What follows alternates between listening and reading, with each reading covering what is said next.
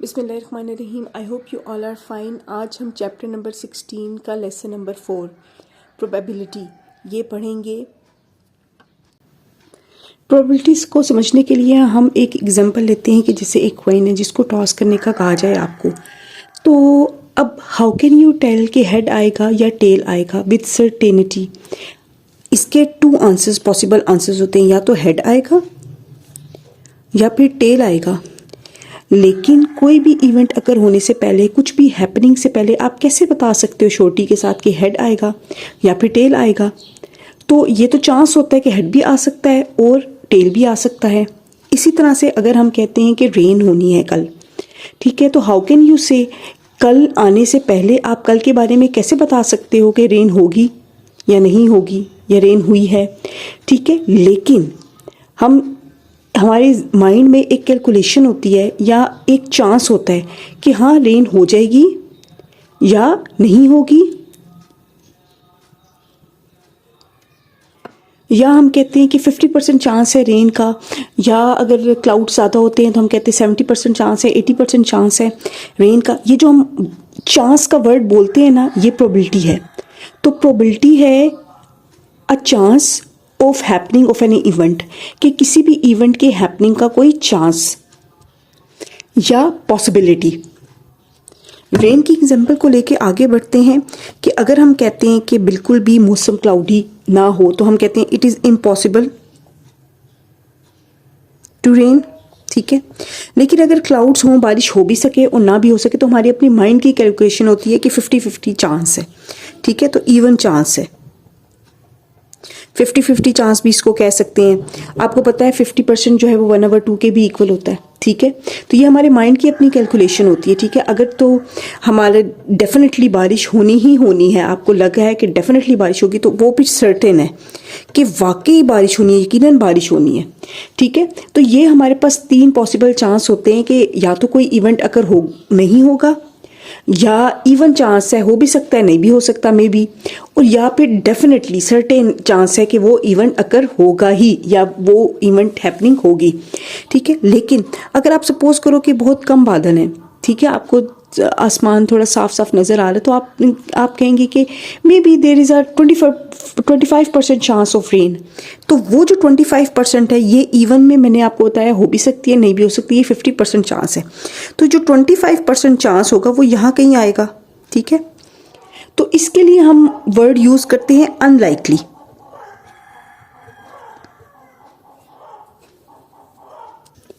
अगर क्लाउड्स बहुत ज़्यादा डार्क हो तो हम कहते हैं 70% 80% चांस है कि रेन होगी।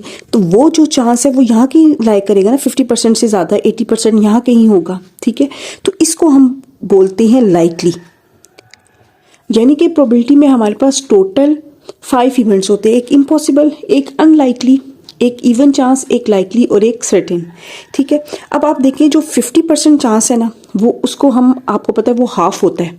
अब ये जो कॉइन की एग्जांपल ली है, अब कॉइन को अगर टॉस किया जाए तो इसके 2 चांसेस हैं, हेड भी आ सकता है और टेल भी आ सकता है, लेकिन हम इंटरेस्टेड हेड में हैं, ठीक है। तो अब इसके टोटल आंसर्स में हेड कितनी दफ़ा आ रहा है, 1 टाइम, ठीक है।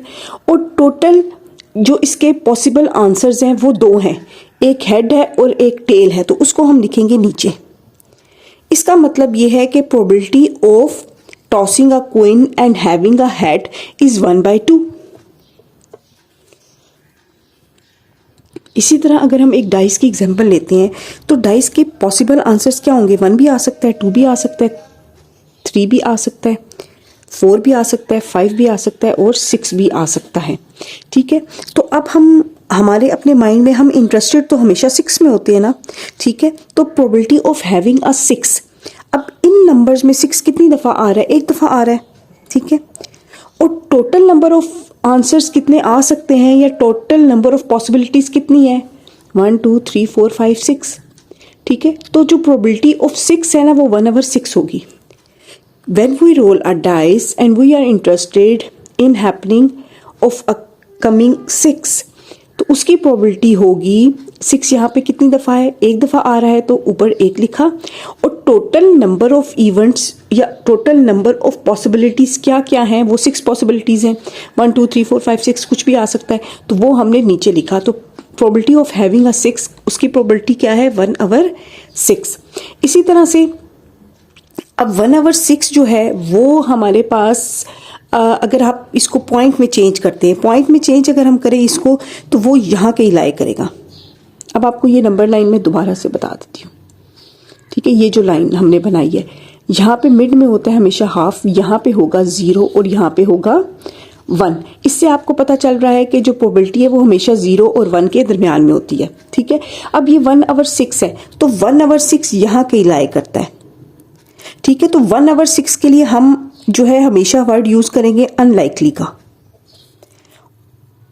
और अगर कोई भी इवेंट है जिसकी प्रोबेबिलिटी ज़्यादा है, 1/2 से ज़्यादा है, ठीक है, 3/4 है या कोई और ज़्यादा है, तो वो यहाँ पे लाई करेगा, तो उसके लिए हम वर्ड यूज़ करेंगे लाइकली का। अब हम बुक पे चलते हैं।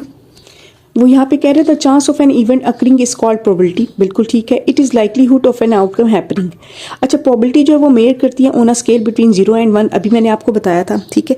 अब 0 से लेके 1/2 तक अगर प्रोबेबिलिटी होगी तो उसको अनलाइकली बोलेंगे, अगर 1/2 से 1 तक होगी तो उसको लाइकली बोलेंगे, लेकिन एग्जैक्टली 1 होगी तो उसको सर्टेन बोलेंगे, एग्जैक्टली 0 होगी तो उसको इम्पॉसिबल बोलेंगे। अब उन्होंने यहाँ पे एक एग्जांपल दी हुई है, ठीक है। अब वो कहते हैं इसमें हमारे पास टोटल यहाँ पे वो बता रहे हैं कि 13 ग्रीन बॉल्स हैं, 3 रेड हैं, 1 ब्लू है एंड 3 येलो हैं, ठीक है। अब हम यहाँ पे उन्होंने वर्ड यूज किया it is likely that Sam will pick a green marble. उसने लाइकली का वर्ड क्यों यूज किया है? इसलिए यूज किया है कि जब हम ग्रीन की प्रोबेबिलिटी निकालते हैं, ग्रीन टोटल कितनी बॉल्स हैं 13, टोटल नंबर ऑफ बॉल्स कितनी है 20, उन्होंने यहाँ पे बताया है, हम काउंट भी कर सकते हैं, ठीक है। तो 13 ओवर जो 20 है वो अगर आप सॉल्व करो तो वो यहां के लाई करता है। 13 को हम अंदर रखते हैं, 20 को हम बाहर लिखते हैं, 0 पॉइंट लगा दिया और 0 आ गया, ठीक है। तो 20 को अगर हम 6 से मल्टीप्लाई करते हैं तो वो आ जाता है 120, फिर ये 10 नीचे आ गया, फिर एक और 0 लगाया तो 20 को 5 से मल्टीप्लाई करेंगे तो 100। तो इस तरह जो 13 ओवर 20 है उसका आंसर क्या आ जाएगा 0.65, ठीक है, 0.65। तो ये जो 0.65 है ये नंबर लाइन में कहाँ लाई करता है? इस साइड पे लाई करता है ना 0.5, ये 0.5 होता है उससे आगे, तो इसलिए उसने इसके लिए वर्ड यूज किया है लाइकली का, ठीक है। अब वो कह रहा है अब जो ब्लू बॉल है उसकी क्या प्रोबेबिलिटी होगी 1/20 होगी, तो उसके लिए उसने अनलाइकली का वर्ड यूज किया, क्योंकि 1/20 जो है वो अगर आप सॉल्व करो तो वो यहाँ के लाई करता है 0 के करीब, तो जो 0 और 0.5 के दरमियान में वैल्यू होती है उसके लिए हम अनलाइकली का वर्ड यूज करते हैं। नेक्स्ट है, अब देखिए, अब जो येलो और रेड बॉल है उनकी प्रोबेबिलिटी 3/20 और 3/20 है, ठीक है। अब इनके लिए भी यहाँ पे वैसे उसने सिंपल बताया है कि इनकी प्रोबेबिलिटी ये है, यहाँ पे ना the probability of Sam picking a yellow marble ये है और रेड मार्बल वो भी 3/20 है। अगर यहाँ पे वो वर्ड उसको वर्ड यूज करना होता लाइकली या अनलाइकली में, तो वो यहाँ पे वर्ड यूज करता है अनलाइकली, ठीक है। लेकिन उसका यहाँ पे पर्पस नहीं था, पर्पस उसका यहाँ पे इन दोनों की सेम जो प्रोबेबिलिटी है उसको बताने का ये है कि जब कोई भी दो इवेंट उनकी सेम प्रोबेबिलिटी होती है तो हम उनके बारे में कहते हैं कि there is an even chance, there is even chance of picking a yellow marble और अ रेड मार्बल, यानी इन दोनों की प्रोबेबिलिटी सेम है कि आप जितनी प्रोबेबिलिटी से आप रेड बॉल यूज करोगे उतनी प्रोबेबिलिटी से आप येलो बॉल भी यूज कर लोगे, ठीक है। अगर तो अब हम इवेंट्स की तरफ आते हैं कि chance of the sun rising in the morning, कि सन जो है मॉर्निंग में ज़रूर राइज करेगा, तो देयर इज अ सर्टेनिटी, जाहिर है सर्टेन है, तो इस ये सर्टेन है उसकी प्रोबेबिलिटी 1 है। अगर हम कहते हैं कि chance of rolling a 2 dice adding up to 20, अगर आप 2 डाइस को रोल करो और उनके जो भी नंबर्स आए उनको आप ऐड करो तो वो 20 आंसर आएगा। ज़्यादा से ज़्यादा अगर डाइस में हम रोल करते हैं तो ये 6 आएगा, दूसरे डाइस में 1 2 3 4 5 6 कुछ भी आ सकता है, सपोज करो उस पर भी 6 आ गया, तो दोनों 6 को आप प्लस करो तो 12 आता है, 12 से ग्रेटर वैल्यू तो आ ही नहीं सकती, तो ये इम्पॉसिबल है, तो द प्रोबेबिलिटी इज 0 इम्पॉसिबल के लिए। नेक्स्ट ये क्वेश्चन दिया हुआ है, ये जो नंबर्स हैं इनको इग्नोर करें। अच्छा, there are 8 chocolates and 3 candies in a bag, total 8 chocolates हैं और 3 कैंडीज हैं, तो total number of things bag में कितनी हो गई हैं वो 11 हो गई हैं, ठीक है। अब the dash are more likely to be pick from the bag, likely इसका मतलब ये है कि उसकी जो प्रोबेबिलिटी है वो हाफ से ज़्यादा है, ठीक है, क्लोज टू 1 है, यानी 0.5 से ज़्यादा है, तो हम चॉकलेट की जो प्रोबेबिलिटी है वो 8/11 होगी और कैंडीज़ की प्रोबेबिलिटी 3/11 होगी।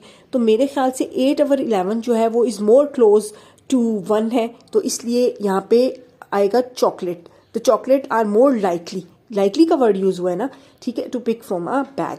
अच्छा, जब probability of picking a chocolate is, अच्छा प्रोबेबिलिटी है इसकी क्या, इसकी प्रोबेबिलिटी 8/11 है, क्योंकि टोटल चॉकलेट्स 8 है ना, ठीक है, यहाँ पे भी आएगा chocolate.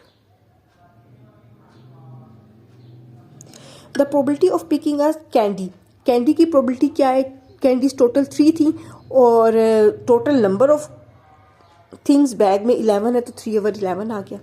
The probability of picking a cookie is, जो कुकी है, अब कुकीज़ तो इसके अंदर है ही नहीं है, ठीक है, तो इसका मतलब ये है कि प्रोबेबिलिटी ऑफ कुकी का 0 चांस है, क्योंकि जब वो जो चीज़ है ही नहीं तो फिर इसका 0 चांस होगा, ठीक है।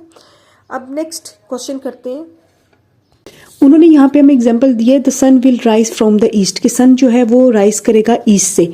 तो हमने ये जो टेबल गिवन है, इस टेबल में हमने वो इवेंट्स लिखने हैं इस तरह से। अब ये वाला जो इवेंट है ये तो सर्टेन है ना, वाकई ही जो सन है will rise from the east, तो वो हम यहाँ इसके सामने लिखेंगे।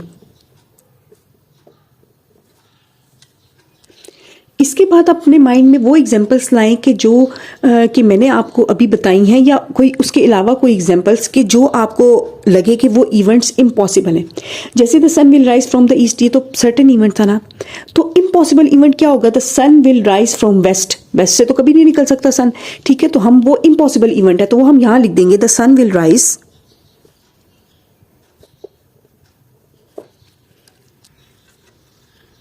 वेस्ट, ठीक है। अच्छा जी, अब ये अनलाइकली इवेंट जो मैंने आपको एग्जांपल दी है, उसमें जब हम वी रोल अ डाइस तो उसकी प्रोबेबिलिटी 1/6 निकली थी, तो वो एक जो है वो क्लोज टू 0 थी और 0 और 0.5 के दरमियान थी, तो इसका मतलब यह है कि वो अनलाइकली इवेंट है। तो उसके बारे में हम यहाँ लिख सकते हैं, रोलिंग अ डाइस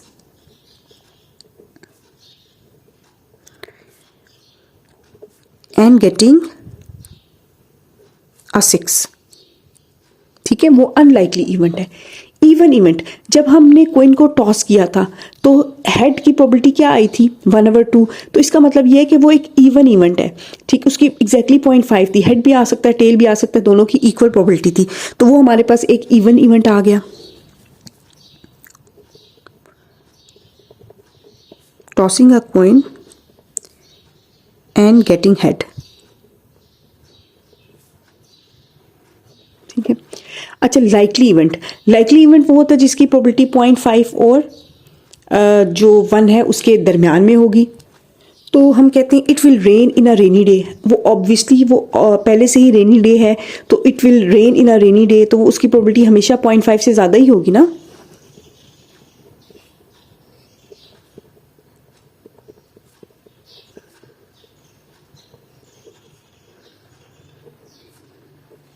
आप अपनी तरफ से कोई और भी इवेंट्स लिख सकते हैं।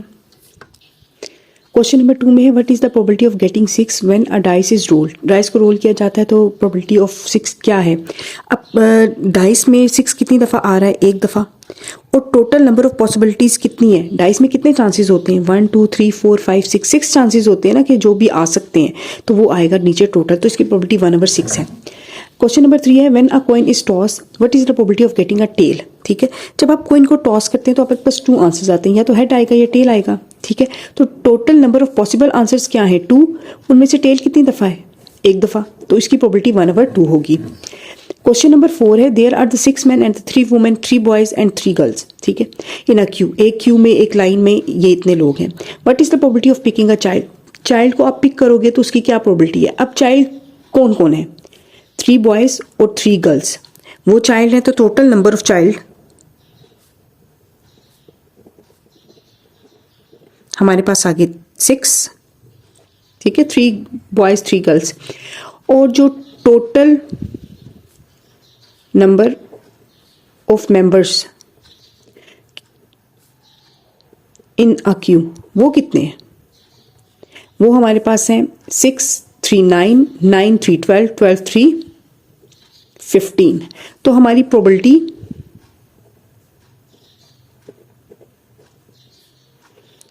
ऑफ पिकिंग चाइल्ड वो किसके इक्वल होगी? चाइल्ड कितने पॉसिबिलिटीज़ हैं? 6 और टोटल नंबर 15, तो 6/15 हमारा आंसर है। अगर आप चाहो तो इसको आप मज़ीद कटिंग भी कर सकते हैं 3 के टेबल से, तो ये भी आंसर आ सकता है।